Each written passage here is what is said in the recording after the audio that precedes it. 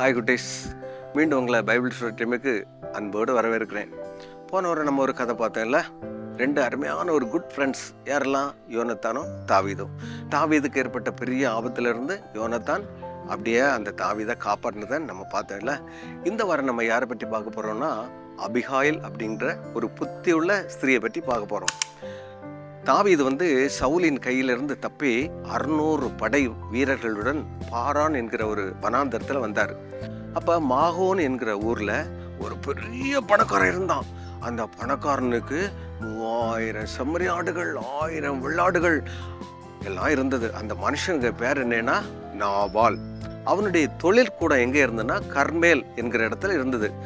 இந்த பாரான் வனாந்தரமும் கர்மேலும் பக்கம் பக்கம்.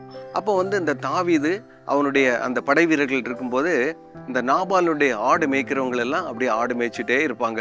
நடு ராத்திரியில் அந்த யாராவது திருடர்கள் வர்றாங்களா, இல்லது சிங்கம், புலி, கரடி ஏதாவது அந்த ஆடுகளை பிடிச்சி போகுதா அப்படின்னு சொல்லும்போது இந்த தாவீதும் படை வீரர்களும் ரொம்ப ஹெல்ப் பண்ணுவாங்க. யாரு ஹெல்ப் பண்ணுவாங்க? இந்த நாபால் என்கிறவண்ட ஆடுகளுக்கு, அந்த மேய்ப்பர்களுக்கு இவங்க ரொம்ப உதவி பண்ணிட்டு இருந்தாங்க. அந்த சமயத்தில் வருஷத்தில் ஒரு நாள் இந்த நாபால் என்ன பண்ணுவார் அப்படின்னா, அந்த ஆடுகளை எல்லாம் மயிர் கத்திருக்கிற போது ஒரு பெரிய விருந்து பண்ணுவார். அந்த விருந்தில் நல்ல சாப்பாடெல்லாம் போடுவாங்க. இல்லை, நீங்கள் எல்லாம் ஃபங்க்ஷனுக்கு போகும்போது நல்ல சாப்பாடு, ஐஸ்கிரீம்லாம் இருக்கும்போது நமக்கு ரொம்ப ஜாலியாக இருக்கும்ல, அது மாதிரி தான் இந்த நாவல் என்ன பண்ணுறான்னா ஒரு பெரிய ஃபங்க்ஷன் பண்ணி கொண்டாடிட்டு இருக்கான். அப்போது இந்த தாவீது ஒரு 10 வாலிபர்களை கூப்பிட்டு, நீங்கள் இந்த தாவீது என்கிறவர் ஈசாயின் மகன், இந்த இடத்துல இந்த பாரான் வனாந்தரத்தில் இருக்கிறோம், நீங்கள் எங்களுக்கு கொஞ்சம் சாப்பாடு கொடுங்க அப்படின்னு சொல்லி ஒரு 10 வாலிபர்களை இந்த நாபால் இடத்துல அனுப்புறாங்க. நாபால்கிட்ட போய் இந்த 10 வாலிபர்களும், எங்க தாவீது அரசர் சொன்னாங்க, அவர் ஈசாயின் மகர், அவர் கடவுளுக்கு பயந்த மனுஷன், நீங்க கொஞ்சம் சாப்பாடு கொடுங்கன்னு சொன்னோன்னே இந்த நாபால் பெரிய கோபத்துல, அந்த ஈசாய் யாரு, இந்த தாவீது யாரு, நான் சாப்பாடு ஒன்றும் கொடுக்க மாட்டேன்னு சொல்லி அப்படியே அனுப்பினோன்னே இந்த 10 வாலிபர்களும் தாவீதுகிட்ட சொன்னோன்னே தாவீதுக்கு ரொம்ப மனசு கஷ்டம்.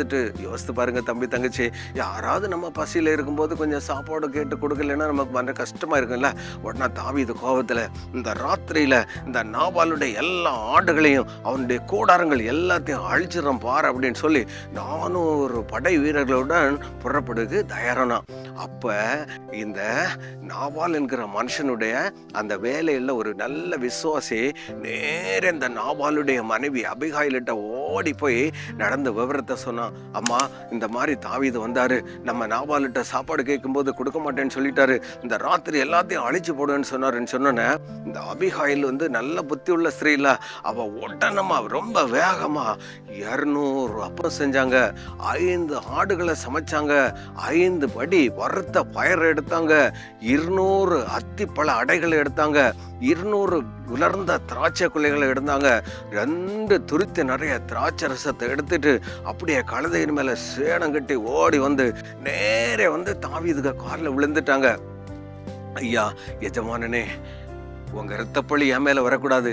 இந்த நாபால் அவனுடைய பேருக்கு ஏற்ற மாதிரி தான் இருப்பாரு, அவருக்கு பைத்தியம், அவருக்கு நல்லது ஒண்ணுமே செய்ய தெரியாது, நீங்க தயவு செய்து மன்னிச்சிருங்க, எங்க ஆடுகளையும் எங்க வீரர்கள் மேல உங்க இரத்தப்பழி வரக்கூடாதுன்னு சொன்னோன்னே தாவீது உடனே அந்த அபிகாயிலிட்ட, இன்றைக்கு தேவனாகி கர்த்தர் உங்களை அந்த கடவுளுடைய இரத்தப்பழியிலிருந்து மாற்றும்படியாக நீங்க ஓடி வந்த அன்பு உள்ளத்துக்காகவும் உங்களுடைய பணிவுக்காகவும் இந்த இரத்தப்பழியை நான் உங்களிடத்துல கேட்க மாட்டேன், இன்றைக்கு உங்களுக்கு உதவி செய்த தேவனுக்கு ஸ்தோத்திரம் அப்படின்னு சொல்லி அந்த அபிகாயில், நீங்கள் சமாதானமா போங்க, உங்களுக்கு எந்த இரத்தப்பழியும் சேதங்களும் வராது அப்படின்னு சொல்லி அவங்க கொடுத்த சாப்பாடை அப்படியே சந்தோஷமா வாங்கி எல்லாரும் சாப்பிட்டாங்க. உடனே அபிகாயில் நேரே வீட்டுக்கு போய் அங்க பார்த்தா நாபால் அந்த கட்டில் மேல அப்படியே மல்லாந்து படுத்து கிடக்குறாரு. சரி, இந்த ராத்திரி இந்த நாபால்கிட்ட ஒன்றுமே கேட்க கூடாதுன்னு சொல்லி காலையில எழும்பினோடனே நாபால்கிட்ட போய், அவங்களுடைய மனைவி தான் அபிகாயில், போய் கேட்டாங்க, நீங்க ராத்திரி என்ன வேலை செஞ்சீங்க, அந்த தாவீது ராஜாவுக்கு ஏன் சாப்பாடு கொடுக்கல, உங்களுக்கு கொஞ்சமாவது புத்தி இருக்குதா, நீங்க புத்தி இல்லாம அந்த காரியத்தை செய்துட்டீங்களே, அவங்க நான் மட்டும் போகலைன்னா நம்முடைய ஆடுகள் மாடுகள் எல்லாத்தையும் அழிச்சிருப்பாங்களே, எவ்வளவு பெரிய பாதகத்தை நீங்க உருவாக்கிட்டீங்களா அப்படின்னு சொன்னோன்னே அந்த வார்த்தைகளை கேட்டு நாவல் அப்படியே கீழே விழுந்து அப்படியே படுக்காயிட்டான். 10 நாள் கழிச்சு அந்த நாவல் செத்து போயிட்டான். தம்பி தங்கச்சி, இதை கேட்டுக்கொண்டிருக்கிறவர்களே, பார்த்தீங்களா, நம்ம ஆண்டவர் வசனத்தில் ஒன்று சொல்றாருல்ல, நீ உதவி செய்ய திராணி இருக்கும்போது மற்றவர்களுக்கு செய்யாமல் இராதே என்று சொல்லி வேத வசனம் சொல்றது. இந்த நாபால் செய்யாததுனால அவங்க மனைவி அந்த இடத்துல போய் பாதுகாத்து அங்கே ஒரு பெரிய காரியத்தை செஞ்சாங்க. அதே மாதிரி நம்முடைய வாழ்க்கையில் எந்த காரியங்கள் ஏற்பட்டாலும் தவிர்க்க முடியாத சூழ்நிலையில் வருவதை காட்டிலும், நம்ம மனுஷன்கிட்ட போகிறத காட்டிலும், நம்ம ஏசப்பாட்ட முழங்கால் பட்டி ஜெபம் பண்ணும்போது ஆண்டவர் நம்ம பெரிய ஆபத்திலிருந்து நம்மளை பாதுகாப்பாங்க. என்ன குட்டீஸ், இந்த நாளுக்குரிய வேத வசனத்தை நம்ம கற்றுக்கொள்ளலாமா? மெதுவான பிரதியுத்திரம் உக்கிரத்தை மாற்றும், கடும் சொற்களோ கோபத்தை பிறப்பிக்கும். நீதிமொழிகள் 15:1. இன்னொரு வாட்டி என்னோட சேர்ந்து சொல்லுங்க.